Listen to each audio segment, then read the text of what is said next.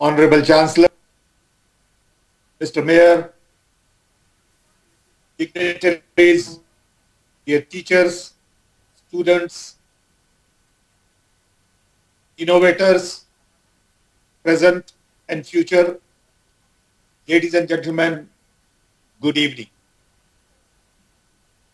It is indeed a special privilege, an honor for me to be with you. I want to thank organizers for giving me this opportunity.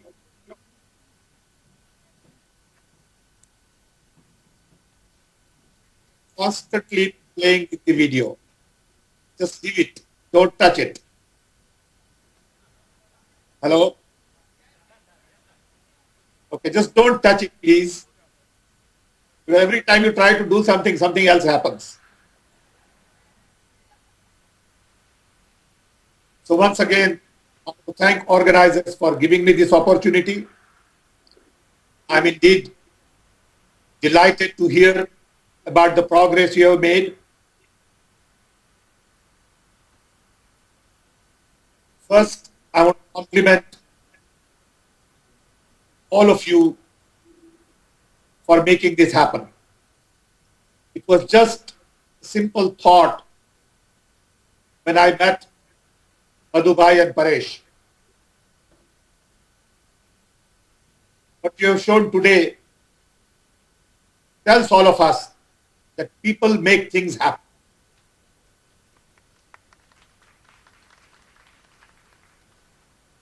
In 1 year, you have accomplished a great deal, and you have shown a way forward, not only to Baroda, but to many cities in the country. My compliments to you all.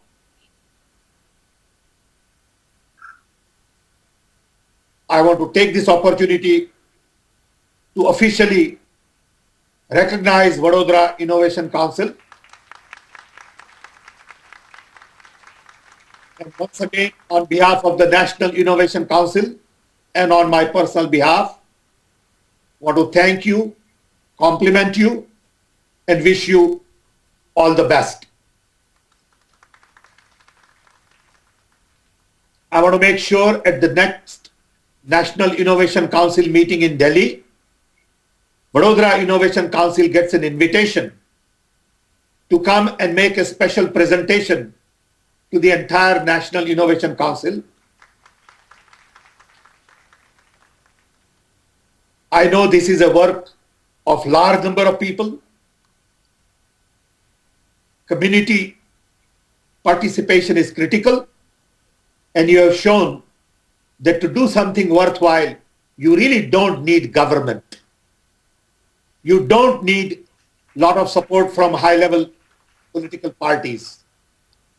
Community can take charge and community can get things done. And I think that's an important message for all of us.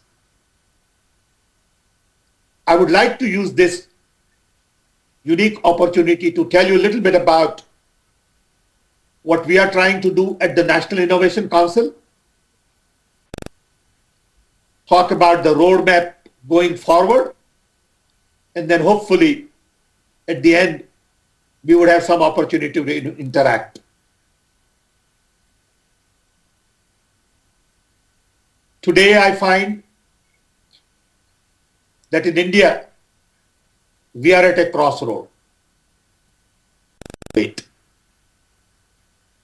Government of India has declared 2010 to 2020 as the decade of innovation. Innovation is important to reduce cost, improve productivity, efficiency, improve quality of life, deliver public services.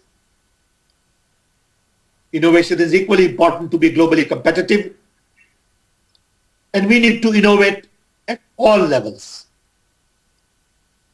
Innovation begins with people. At the end of the day, again, people innovate.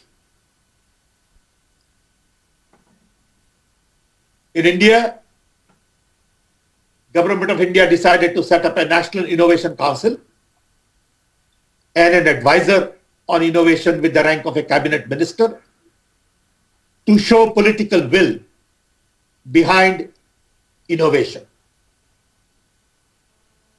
At the National Innovation Council, after several meetings, we decided to focus on innovation as a platform. In other words, we need to innovate not only in science and technology laboratories or universities or schools, we need to innovate in government, social sector, education, health, and innovation has to be in all walks of life to do things differently. In a sense, I believe many things we do today are essentially obsolete. We have the paradigm of the past. A lot of our processes were designed during British Raj. And today, these processes don't make sense anymore. So we need to design new products, new processes, new organizations, new systems, and all of this requires different mindset.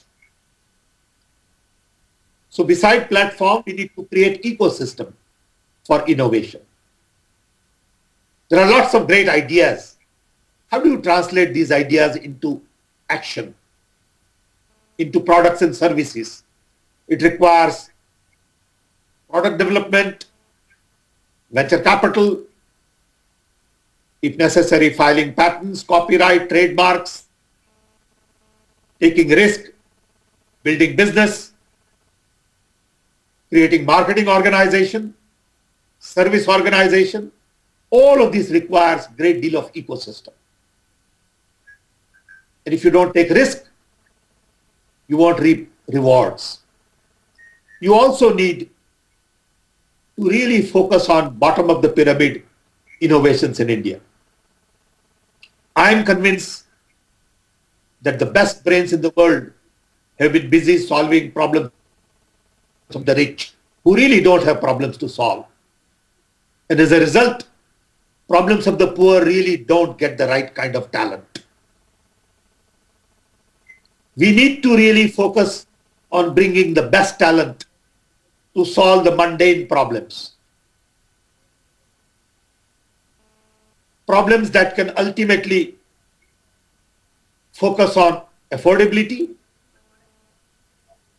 scalability, and sustainability. Then only we will meet the needs of the poor. How do we get the best education at lowest cost? How do we reduce cost of health service? How do we design new equipment to clean garbage so that you don't need $100,000 truck from abroad? How do we design better broom? How do we provide basic needs related to sanitation, water, energy, proper housing? All of these challenges require a great deal of innovations. 3, we really need to define drivers for innovations. We want more durable products as opposed to disposable products. We need discourse on innovation.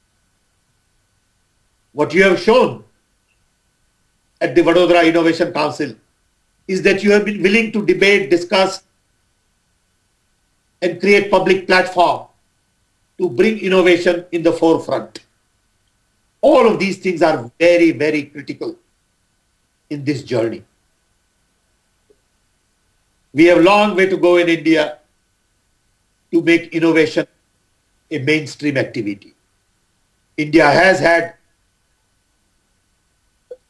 great tradition of innovations in the past. As you know, we had the best of the best universities in the world, Nalanda, Takshashila. We had some great scientists, mathematicians, and we have people still inventing in many walks of life. People in India on one hand are very innovative. Jugaad in India is well known, and it does solve lots of little problems. But the key is to scale a lot of these innovations and reach out to people. Go to the bottom of the pyramid and make sure that the technology does benefit. I remember in Rajiv Gandhi's time, we talked about eradicating polio because we had the largest number of polio patients in the world at one time. And we were not producing any vaccines in India. So Rajiv and I had a discussion, and he gave us the political will to launch campaign on immunization. And we launched several technology missions. One happened to be on immunization. We decided then to build factories to produce local vaccine.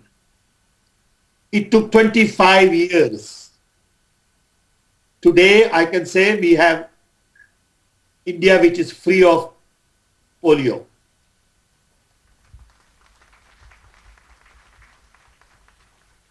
Similarly, in telecom, not too long ago, we used to have 2 million telephones. It used to take 10 years to get telephone connection. Just in a short span of 20 years, we are a nation of a connected billion. We have 8 to 900 million mobile phones. All of this required great deal of innovative thinking, new policies, new programs, new champions, entrepreneurial instinct, great deal of support from private sector, government encouragement. But the key has been the political will. Today, we are on our way to launch many programs like this. For example, I am spending a lot of my time on democratizing information. We are building national knowledge network to connect all our universities, all our libraries, all our R&D institutions to improve collaborations. This is a 40 gigabit bandwidth fiber optics network. It's going to cost us about 15,000 crores. Most of this network is already built and in operation. We are also trying to connect 250,000 panchayats to optical fiber so we can take broadband to villages, and hopefully this would transform education, health, and governance.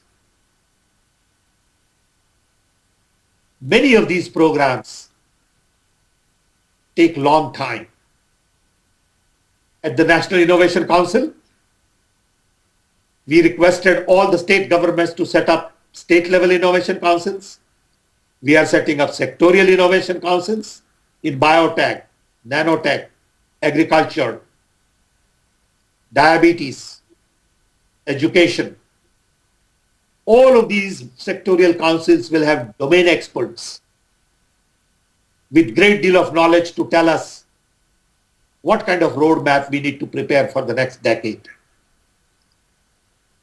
We are creating $1 billion, 5,000 crore national inclusive growth-based innovation fund, which will seed innovations for the bottom of the pyramid. We are going into industrial clusters, bamboo cluster, biotech, diamond cluster, cluster for leather industry, pharmaceuticals. And we are trying to seed innovations with